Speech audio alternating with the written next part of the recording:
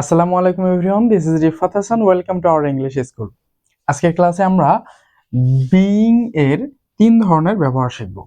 একই বিইং দিয়ে আমরা তিন রকম পরিস্থিতিতে কি রকম কথা বলতে পারি সেগুলো আমরা আজকে উদাহরণের মাধ্যমে শিখে নেব। So let's get started. প্রথমে দেখুন, বিইং অর্থ হচ্ছে হওয়া বা থাকা, অর্থাৎ হওয়া বা থাকা অর্থে আমরা বিইং ব্যবহার করে বাক্য তৈরি করতে পারি। So look at the first sentence. দেখুন, তোমার সাথে থেকে আমি অনেক খুশি। তাহলে এখানে তোমার সাথে থেকে এই যে থাকা বোঝাচ্ছে, এই যে থাকা। সো এটিকে আমরা কিন্তু বিইং দিয়ে বলতে পারি। কিভাবে বলতে পারি আমরা একটু দেখে নেই। তোমার সাথে থেকে আমি অনেক খুশি। তাহলে I am very happy being with you. এভাবে কিন্তু আমরা ইজিলি বলতে পারছি। তাহলে দেখুন, I am very happy being with you. তোমার সাথে থেকে আমি অনেক খুশি। সো এই বিইং এর এখানে কিন্তু আমরা টু বিও ব্যবহার করতে পারি। I am very happy to be with you. আমি তোমার সাথে থেকে অনেক খুশি। সো তাহলে আমরা বুঝলাম যে থাকা অর্থে আমরা বিইং ব্যবহার করে অনেক সহজেই বাক্য তৈরি করে কথা বলতে পারছি। এবারে আমরা একটু হওয়া সম্পর্কে দেখি। যেমন বাক্য না তৈরি, আমরা যদি প্রশ্ন করতে চাই, একটু প্রশ্নবোধক বাক্য যদি তৈরি করতে চাই, যেমন তুমি কি একজন ডাক্তার হয়ে খুশি? হ্যাঁ, তাহলে আমরা কাউকে বলতে চাচ্ছি যে একজন ডাক্তার হয়ে কি তুমি খুশি, সেই ক্ষেত্রে আমরা কিন্তু বিইং ব্যবহার করে বলতে পারি। সো আমরা যখন প্রশ্ন করব সেই ক্ষেত্রে আমরা জানি যে অক্সিলারি ভার্বটা সাবজেক্টের সামনে চলে আসবে। তাহলে আমরা বলতে পারি are you happy being a doctor? Are you happy being a doctor? তাহলে একজন ডাক্তার হিসেবে তুমি কি খুশি? সো আমরা কাউকে জিজ্ঞেস করতে পারছি। সো দেখুন, তাহলে আমরা বিইং দিয়ে কিন্তু হ বা থাকা এই ধরনের কথাগুলো বলতে পারছি। সো আমি জাস্ট দুইটি সেন্টেন্সের মাধ্যমে দুই রকম কথা বলা শিখালাম। এগুলো কিন্তু পরিবর্তন করে অনেক অনেক কথা বলা যেতে পারে। যেমন দেখুন, আমি যদি এটি নেগেটিভ করি, তাহলে I am not happy being with you, আমি তোমার সাথে থেকে খুশি নই। হ্যাঁ, এভাবে বলতে পারি। বা বিইং উইথ ইউ এর জায়গায় আমরা যদি বিইং হিয়ার বসিয়ে দেই, হ্যাঁ, বিইং হিয়ার বসিয়ে দেই, তাহলে কি বোঝাবে যে আমি এখানে থেকে খুশি নই। I am not happy being here. আবার যদি আমি বলি আমি এখানে থেকে খুশি, so I am very happy being here. So এইভাবে কিন্তু আমরা পরিবর্তন করে অনেক কথা বলতে পারি। সো না বোধক করার জন্য আমরা এই যে বি ভার্বের পর নট বসিয়ে দিলে হয়ে যাচ্ছে। ওকে, এটি ছিল বিইং এর প্রথম যে ব্যবহারগুলি সেগুলো। সো বিইং এর দ্বিতীয় যে ব্যবহার সেটি দেখুন, সেটি হচ্ছে বিইং অর্থ হচ্ছি বা হচ্ছে। এই হচ্ছে ঝামেলাটা কেন হয় জানেন?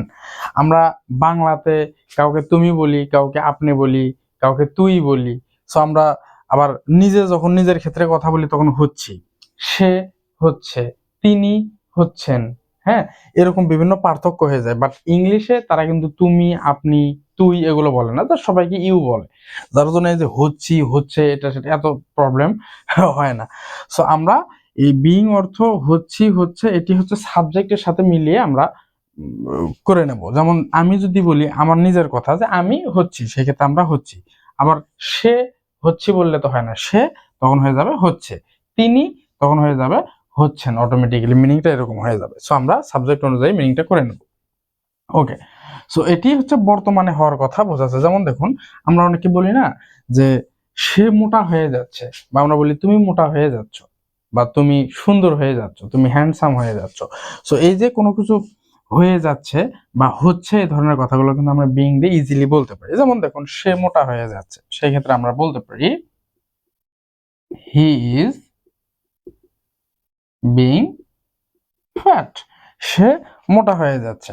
আবার যদি আমরা বলতে চাই যে সে সুন্দরী হয়ে যাচ্ছে, কোনো মেয়েকে আমরা বলতে চাই, সেক্ষেত্রে আমরা শি ইজ বিইং বিউটিফুল বলে দিলেই হয়ে যাচ্ছে যে সুন্দরী হয়ে যাচ্ছে। তারপর হি ইজ বিইং, আমরা যদি এখানে হ্যান্ডসাম বসিয়ে দিই সে, তাহলে সুন্দর হয়ে যাচ্ছে। হ্যাঁ, এরকম বোঝাবে। ওকে, তারপর আবার যদি আমরা দ্বিতীয় বাক্যটি দেখি, যেমন দেখুন, তুমি কি বোকা হয়ে যাচ্ছ, মানে আমরা এখন প্রশ্ন করতেছি তুমি কি বোকা হয়ে যাচ্ছ, অনেকে আমরা বলি না। তো সেই ক্ষেত্রে আমরা বলতে পারি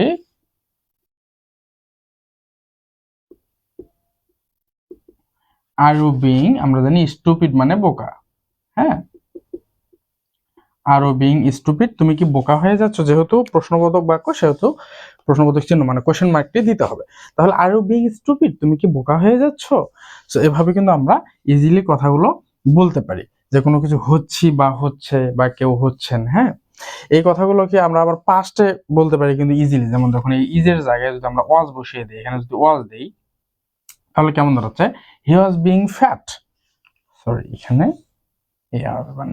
ওকে, তাহলে he is being fat, he was being fat, সে মোটা হচ্ছিল, হি ইজ বিং ফ্যাট অর্থ হচ্ছে সে মোটা হচ্ছে, মানে এখনই মোটা হচ্ছে বা মোটা হয়ে যাচ্ছে আমরা এভাবে বলি।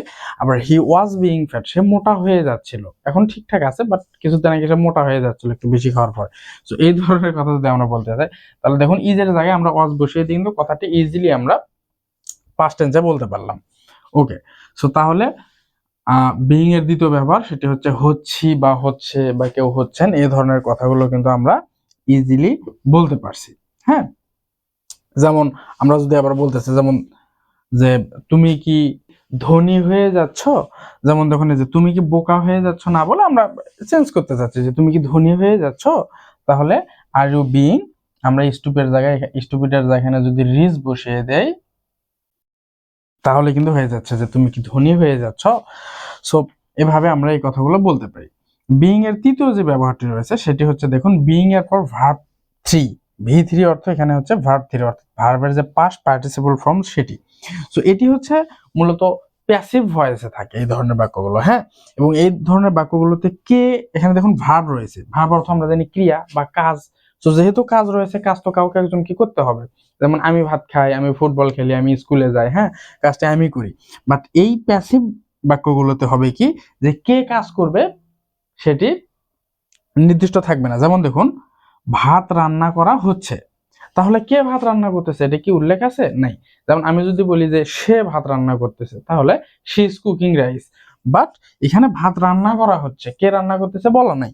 যেমন একটি চিঠি লেখা হচ্ছে, কে লিখতেছে বলো না। আমি যদি বলি I am writing a letter, তাহলে আমি একটি চিঠি লিখতেছি, বাট একটি চিঠি লেখা হচ্ছে, কে লিখতেছে সেটা উল্লেখ নেই। এই ধরনের যে কথাগুলো যেগুলোতে কে কাজ করতেছে মূলত সাবজেক্ট উল্লেখ থাকে না, সেই ধরনের কথাগুলো কিন্তু আমরা বিইং দিয়ে তারপর ভার্বের যে পাস্ট পার্টিসিপল ফর্ম এটি ব্যবহার করে ইজিলি বলতে পারি। যেমন দেখুন ভাত রান্না করা হচ্ছে, তাহলে সেই ক্ষেত্রে কি হবে, আমরা কিভাবে বলতে পারি,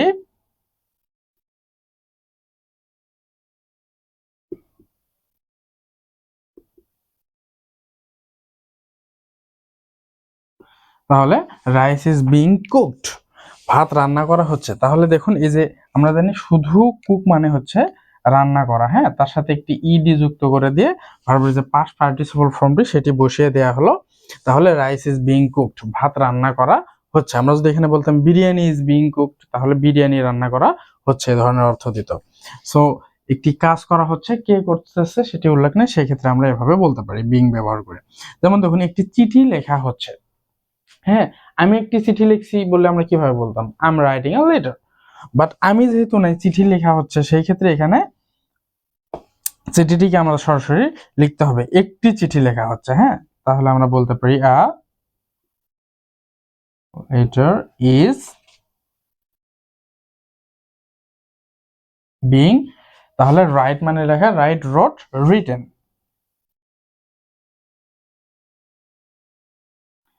একটি চিঠি লেখা হচ্ছে, তাহলে কে লিখতেছে সেটি কিন্তু উল্লেখ নেই, হ্যাঁ।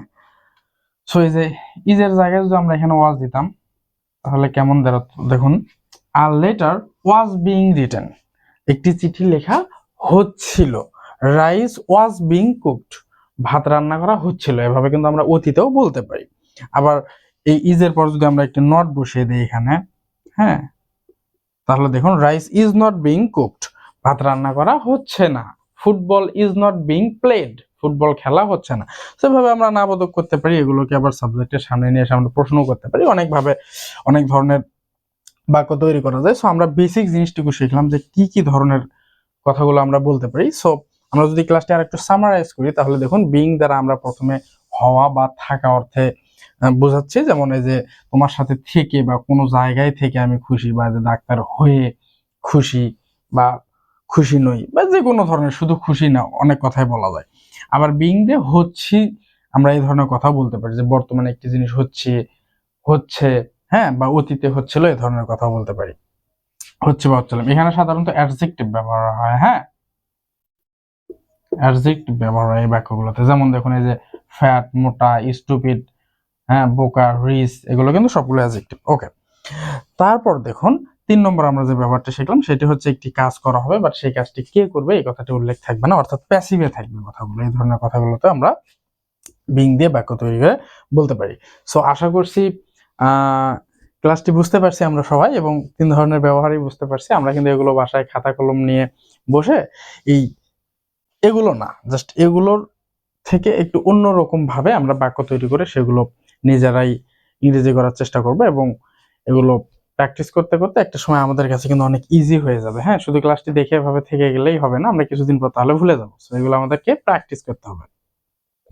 তো আজকে আমাদের ক্লাসটি এখানে শেষ করছি। ক্লাসটি কেমন লাগলো আপনাদের মতামত জানাবেন, এবং আমাদের পরবর্তী ভিডিওগুলো সবার আগে পেতে চাইলে আমাদের চ্যানেলটি সাবস্ক্রাইব করে রাখতে পারেন।